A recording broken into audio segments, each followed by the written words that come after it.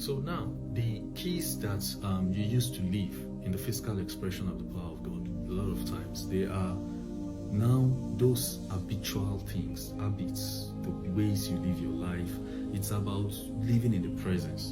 And number one is you stay in the presence. And the way to stay in the presence is living holy. Then, all these keys that you use to weaponize the power of God, the power of the Spirit, this is where things like prayer comes in, fasting, your meditation in the things of God. You see, the first way to bring the presence of God into play is through meditation, is through thinking. You see, when you are thinking on the things of God, you draw the presence of God foundationally. Now, to know more about the things of God, you want to meditate and study the Word of God. Now, to draw the expression of the things of God, then you want to talk about prayer. You want to talk about fasting. The Bible says this kind does not go out except through fasting and prayer. So without fasting and prayer, you can't go into the higher level administration of the power of the Spirit of God. So already by dwelling in holiness, by living in holiness, you are dwelling in the Spirit.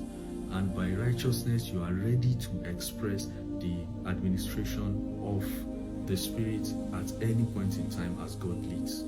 So those are characters you must keep in place. Those are mindsets you must keep in place. But your character to be prayerful, to fast, to think consistently on the things of God, to fellowship with people of God, then service. These are the habitual things that actually help your administration of the power of the Spirit. A lot of times when we are into the service of the things of God, it's like it brings you into frequent purposes of God. So the covenants you have becomes expressed. It's like you're expressing the grace of God. That's why it is in service that you express mostly the grace of God. But service usually comes with purpose. At times God will tell you, okay, you do this. God can tell another person to do something else. It is in committing to those things that you express that power. When you come into those commitments, the authority to operate in those commitments is given to you. So it will become effortless at times. And some services may not be services that brings you to public expression. Some services brings to public expression. So, but it is very important that you have a covenant to operate in that service. Foundationally, the services that is given to all Christians is evangelism, to preach the gospel, but you can now go into more tentacles of expression after that. So these are the things. You can talk of prayer, you can talk of fasting, you can talk of service, you can talk of your thoughts, meditation, study of the word, all these things, the lifestyle you go into. One thing is, there's a difference when you are studying the Bible or when you are meditating on the things of God, and when you are scrolling your phone to check on just anything, or you can be scrolling to just do anything on the phone. There are two different things. For example, I had an experience quite some years ago when I went to a club, but my eyes opened and I saw what the interpretation of what's being a club is really about.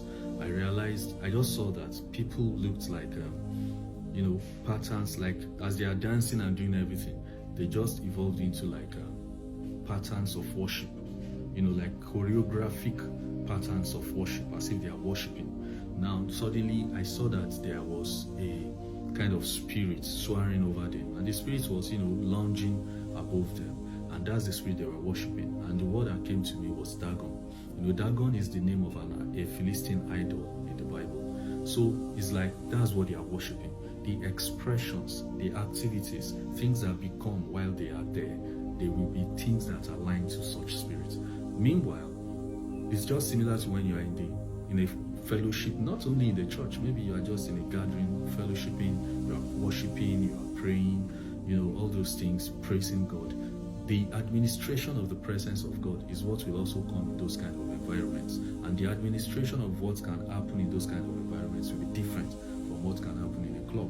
In that kind of environment, that's why you can see things like healing, the prophetic expression, deliverance, and the expression of the things of God and His power, because of what you are doing. So your lifestyle, the activities you're engaging, the kind of things you habituate into will determine how well you can function in the presence of God. And I will tell you, speaking in tongues is one activity that really operates and draws the presence of God.